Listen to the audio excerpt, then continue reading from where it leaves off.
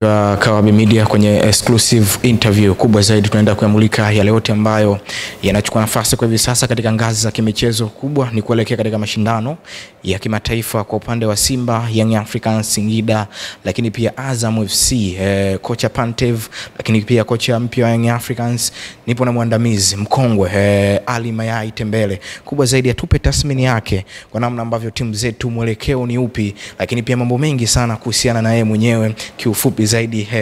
Tutakuja hapa atuelezee namna tangu waondoke Azam TV, lakini hivi sasa kiuchambuzi zaidi bado kuna namna ambavyo kuna vitu vimepungua ama kuna vitu vinazidi kuongezeka kwa upande wake. Ali Mayai, habari yako? Asante sana, karibu sana. Shukrani sana. Hongereni sana. Kama unavyozungumza, kwa kweli mpaka hapa kwanza hatua tulofikia kuingiza timu 4 kwenye hatua ya makundi. Hiyo tu yenyewe ni moja kati ya kiashiria kinachothibitisha hatua ya maendeleo tuliyopiga ligi yetu. Vilabu vyetu unaona kabisa kadiri vinavyosajili. Huko miaka ya nyuma usajili wa wachezaji ulikuwa unasajiliwa, yani kinachoangaliwa NBC Premier League, lakini sasa hivi unaona kama mchezaji anayesajiliwa kiwango cha CAF competition. Kwa hiyo ni moja kati ya kitu ambacho kinathibitisha vilabu vyetu vimekuwa na mikakati hiyo mpaka hapa tulipofika. Kuna hatua fulani tumepiga ya maendeleo kuweza kuingiza vilabu 4 kwenye hatua ya makundi, kwa maana ya timu 16 za kombe la shirikisho na timu 16 kombe la klabu bingwa katika mataifa 54. Kwa hiyo ni moja kati ya maendeleo. Kwa kweli ndio kuna changamoto vilabu vyetu vinakutana nayo. Moja kati ya changamoto kubwa kwa vilabu vyetu huwa ni ndio vina mipango, lakini mara nyingi mipango yake huwa sio mipango ya muda mrefu, kitu ambacho kinapelekea hapa katikati kidogo. Kuna wakati Simba aliperform consistently misimu 3 minne mfululizo kuna wakati, lakini kuna wakati pia Yanga kata misimu, yani ukiachilia mbali msimu huu, hii misimu 3 minne iliyopita, unaona kabisa kwamba walikuwa na mikakati ya muda mrefu pamoja na mabadiliko ya benchi la ufundi yaliyofanyika, lakini hakukuwa na madhara. Lakini kwa sasa hivi unaona kabisa kwamba kwa upande wa Young Africans, kwa mfano mabadiliko ya benchi la ufundi na baadhi ya wachezaji kuondoka, unaona kabisa kwamba ile performance ambayo umekuwa nayo consistently kwa miaka 3 unaona kabisa kwamba imeshake. Kwa hiyo sasa how long will it take? Itachukua muda gani kuweza kurekebisha? Hapo ndio changamoto, kitu ambacho kwa wenzetu waliofanikiwa huwa wana mipango ya muda mrefu, yani mipango ile ya miaka 5, 5 years development plan huwa lazima iwepo kwenye timu. Unavyoona kina Al Ahly, unavyoona kina Wydad, unavyoona hata South Africa, team sasa hivi South Africa unajua ni moja kati ya mataifa ambayo vilabu vyao specifically kina Mamelodi Sundowns unaona kabisa wamekuwa na mikakati ya muda mrefu. Kwa hiyo hata kocha anapoondoka kuna program anaiacha, atakayekuja anaiendeleza programu hiyo. Ni miongoni mwa vitu ambavyo kwa vilabu vyetu ndio imekuwa changamoto, ingawa kwa sasa hivi tunaona pia wanaanza kwenda kwenye hiyo mikakati ya kuwa na mipango ya muda mrefu. Kwa mfano unapomsajili mchezaji, unajua watu huwa wanalaumu kwamba kwa nini msimwache yule kama wakati yule alivyoondoka kama Yele. Kwa nini? Hakuna mchezaji ambaye hauziki. Issue ni how much. Mchezaji ni biashara, ni product kama zile product nyingine. Kikubwa unaona Lionel Messi kama wakati ule wale Barcelona waliweka amount, it was ni $1 billion ngapi zilikuwa. Kwa hiyo wanaweka tu thamani. Sasa kama kuna timu inatoa hiyo thamani, kuna mtu ambaye atakataa hiyo fedha. Kwa hiyo ni biashara. Kwa hiyo ni moja kati ya kitu ambacho watu wanatakiwa wajue. Kwanza kwa nini wasimzuie yule? Hapana, wanamzuia vipi wakati kuna matimu makubwa yanamhitaji? Kwa hiyo kitu ambacho hakikwepeki. Isipokuwa sasa unapokuwa na wachezaji wa level hiyo, huwa lazima uwe na plan B, kwamba huyu kama akitoka basi lazima uwe na mbadala ambaye ndio anaweza asitekeleze 100%, lakini angalau basi atafike 80%. Kama unavyoona sasa hivi striker pale Mzize, unaona injury ambayo alipata, unaona kabisa kwamba kuna kitu fulani bado kinakosekana kwenye eneo la striking pale. Kwa hiyo ni miongoni mwa vitu ambavyo kwa vilabu vyetu wanatakiwa kuwa navyo kwa maana ya mipango ya muda mrefu. Lakini kwa hatua tulofika kwa kweli ni hatua kubwa na bahati nzuri, unajua ni bahati nzuri kwa mfano kama hivyo Yanga Simba watafika hatua finali kombe la shirikisho, watafika robo finali, Simba robo finali mara 3 mfululizo kwenye kombe la klabu bingwa. Kwa hiyo na maana kocha yote anayekuja lazima avuke pale walipofika wenzake. Kwa hiyo ni miongoni mwa vitu ambavyo vinapelekea yani kufikiria mbali zaidi. Yani kama vile mtu alitengeneza faida ya shilingi 50,000, mwakani atengeneza 100,000, mwaka kesho kutwa 200,000, mwaka kesho kutwa 300,000. Kwa hiyo ni moja kati ya vitu ambavyo kwa vilabu vyetu ni kitu ambacho haikuepeki kwa sasa hivi. Na natamani nianzie hapa kwa upande wa Simba chini ya kocha mpya Dimitri Pantev. Kwa kumeona ni Simba ina gani? Imebadilika kwa namna gani? Pantev kuna kitu ameonekana kuweza kukibadilisha, kwa maana ya kurejesha ile style of play ya ambayo Simba wamekuwa wakitumia muda wote. Yani possession style of play. Unaona kabisa confidence, ndio kuna baadhi ya makosa yanafanyika. Kuwa na overconfidence kwenye safu ya ulinzi huwa haitakiwi. Kuwa na overconfidence kwenye safu ya ulinzi huwa haitakiwi. Kwa sababu kwenye safu ya ulinzi ukifanya kosa huwa ni kuna makosa yale ambayo huwa yanapimwa. Kuna makosa mengine ya kawaida, lakini kuna makosa mengine ambayo huwa yanapimwa huwa ni defensive discipline, yani nidhamu ya ulinzi. Kwa mfano upo kwenye safu ya ulinzi afu unataka kupiga tobo striker au unataka kumkamua. So unajua kukamua, yani kama unapiga alafu unakamua. Sasa hiyo hapana. Ukikosea tunaitaga ni unnecessary mistake. Ni kosa ambalo haukutakiwa kulikosea kwa sababu hutaki kurisk katika eneo lile. Kwa hiyo ni miongoni mwa vitu ambavyo bado ndio wamewatengenezea confidence, lakini kwenye safu ya ulinzi bado panahitaji ile defensive discipline. Unaona mabeki ya ulinzi. Unaona mabeki wanajiamini sana. Ndio mwalimu ametengeneza confidence hiyo. Ndio lazima kutokea mpira possession, kwa sababu kumiliki mpira ndio utamiliki mpira kuanzia nyuma, katikati hadi kwenda mbele, lakini kwenye safu ya ulinzi bado hapatakiwi kuwa na overconfidence. Unapokuwa na overconfidence kwa hasa katika michuano hii huko hatua tunayokwenda huwa ni one mistake one goal. Huku kwetu unaweza kaona 4 mistake 1 goal. Lakini katika mashindano hayo ya klabu bingwa tena kwenye hatua hiyo ya makundi au kuelekea robo finali huwa ni 1 mistake 1 goal, 2 mistakes 2 goal, 3 mistakes 3 goal. Kwa hiyo ni moja kati ya kitu ambacho huwa kinahitaji kwenye safu ya ulinzi kuwa na discipline ya kiwango cha juu. Huko mbele wala hakuna shida kosa, lakini huku kwenye safu ya ulinzi huwa haitakiwi kurisk.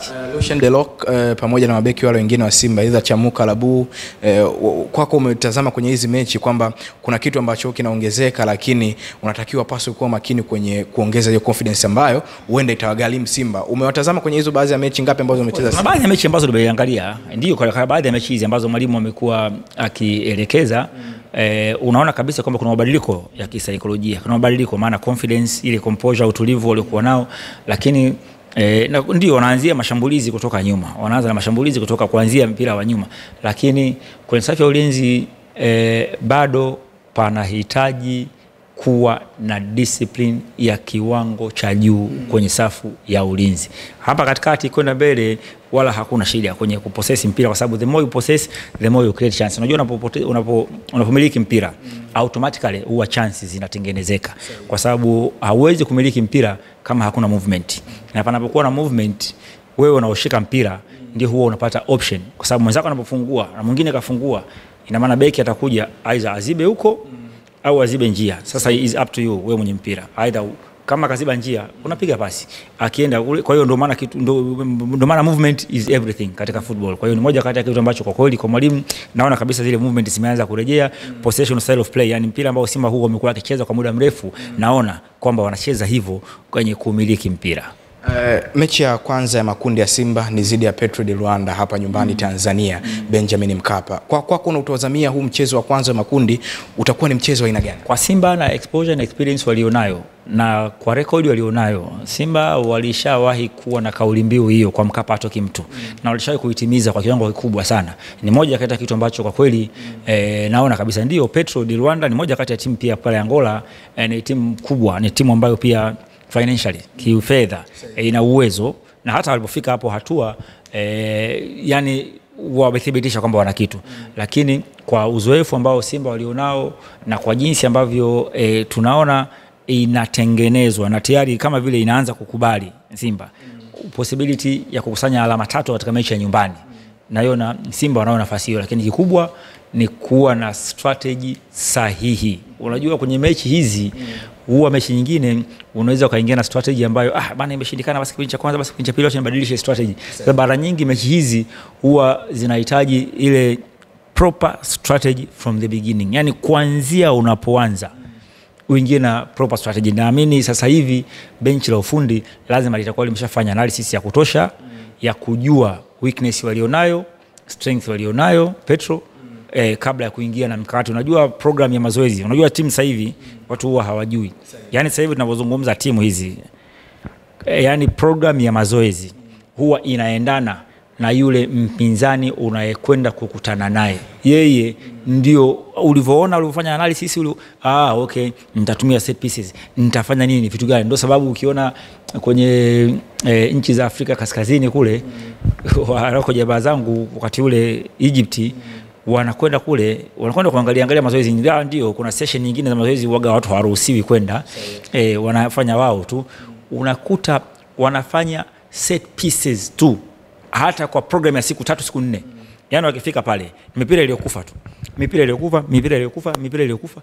Baadaye wakija kwenye mechi za away, ndio huwa wanatafuta njia za kufunga magoli, lakini ikishindikana kwenye movement ya mpira huwa wanafunga magoli kwenye mipira iliyokufa, iwe ni kona, iwe ni foul. Wamekuwa wakifunga magoli sana hayo. Kwa hiyo ni moja kati ya kitu ambacho huwa kinathibitisha huwa wanakuwa wanajipanga kulingana na mahitaji.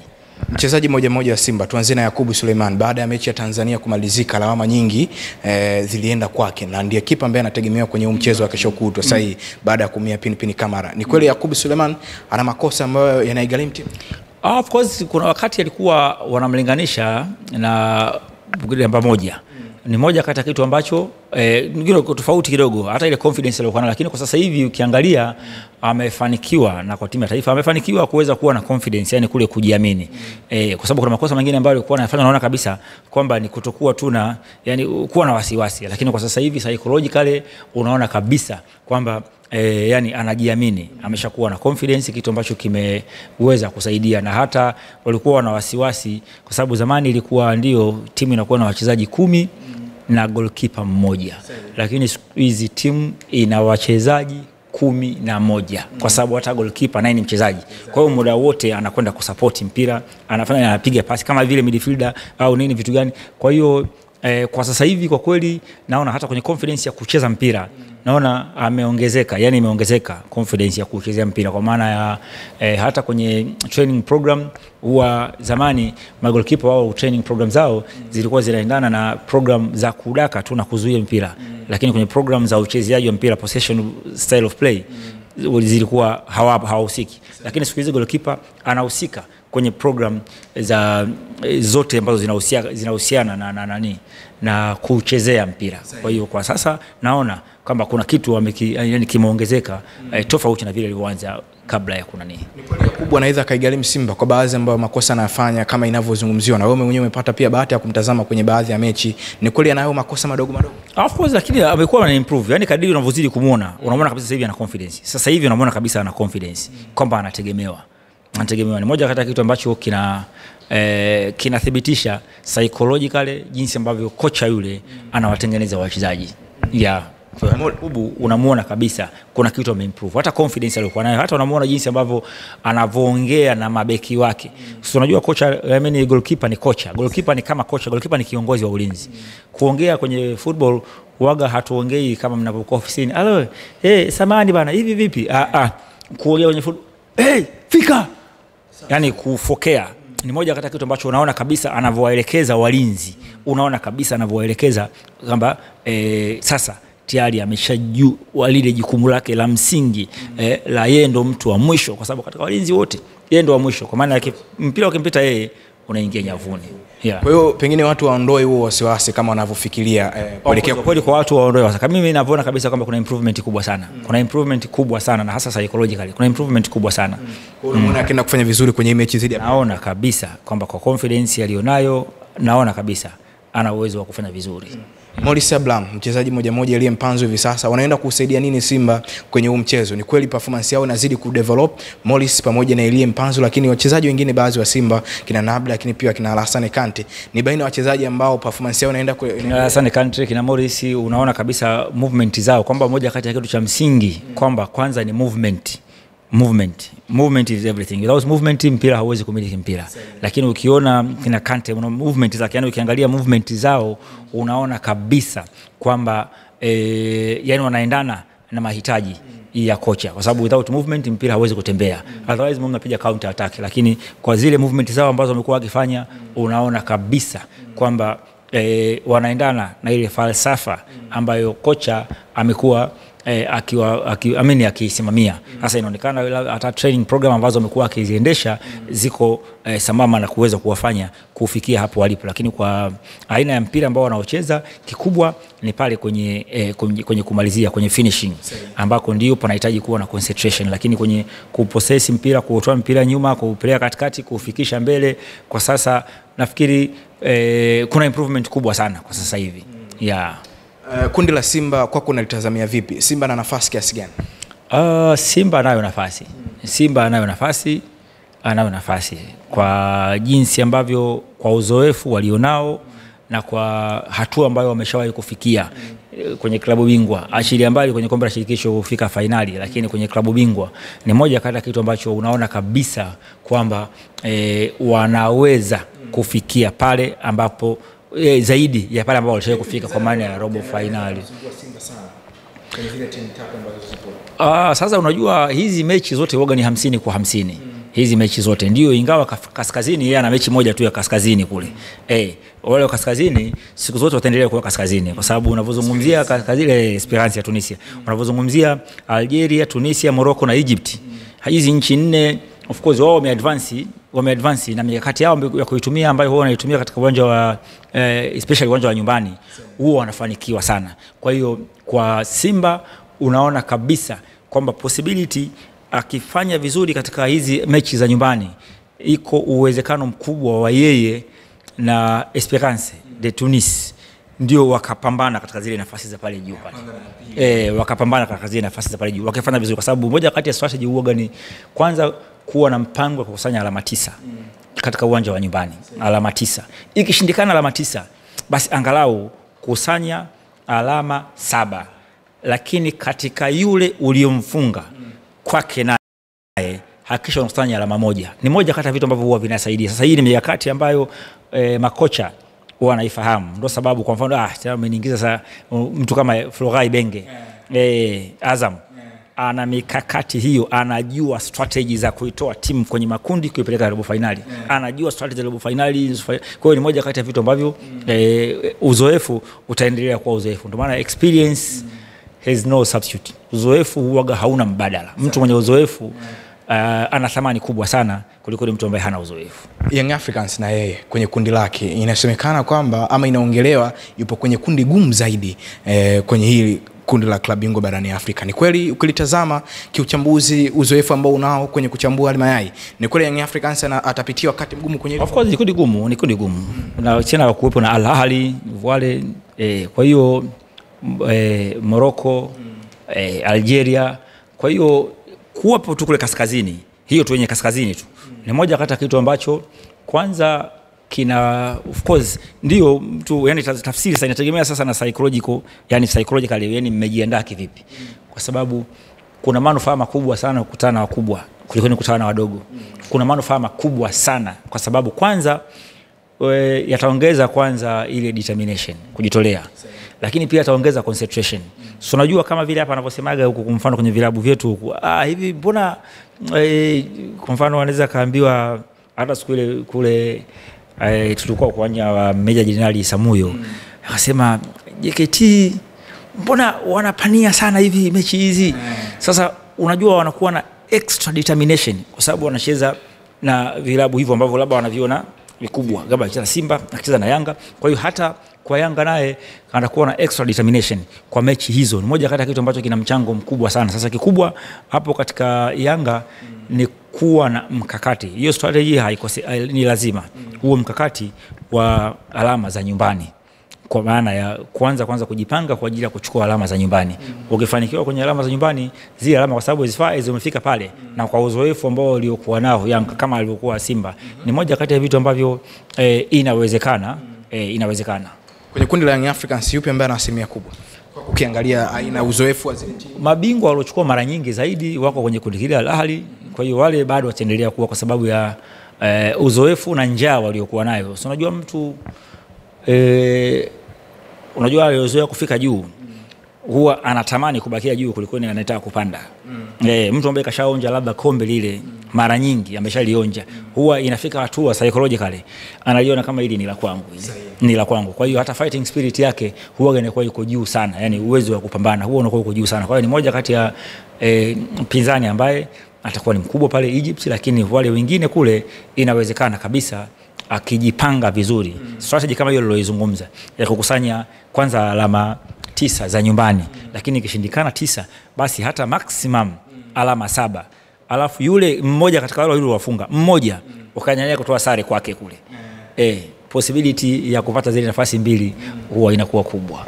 Asante sana, tumeyazungumza mengi sana kimichezo na muandamizi hapa Halima Yai Tembele kuhusiana na ligi ya mabingwa barani Afrika kwa timu za Tanzania. Mimi nikushukuru sana pengine kwenye hiki ambacho tumezungumzia leo. Asante sana bwana, karibuni sana bwana.